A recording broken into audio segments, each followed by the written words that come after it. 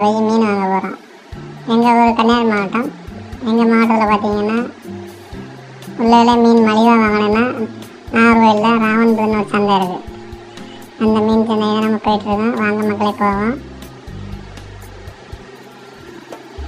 அப்போ என்ன வெயில் பார்த்தீங்களா? இப்போ தான் கடையிலையும் ஒரு ஜூஸையும் போட்டுக்கிட்டு ஜூஸ் பிடிச்சப்போ தான் கொஞ்சம் அப்படியே கிருக்கெல்லாம் குறைஞ்சிருக்கு. குறைஞ்ச பிறகு அப்படியே சந்தைக்குள்ள நடந்து போயிட்டே இருக்கோம். பாருங்கள் எவ்வளோ கூட்டம்னு பாருங்கள். என்ன சந்தையில் வந்தீங்கன்னா அந்த அளவு உங்களுக்கு மீன் வந்து ரொம்ப தரமாக சீப்பாக கிடைக்கும். அதுக்காண்டி தான் மக்கள் எல்லாருமே இங்கே வந்துட்டு அதிகமான முறையில் நல்ல மீன்களை வாங்கிட்டு போகிறாங்க. மீனும் நல்லாயிருக்கும், ஃப்ரெஷ்ஷாக இருக்கும். வாங்க மக்களே பார்ப்போம்.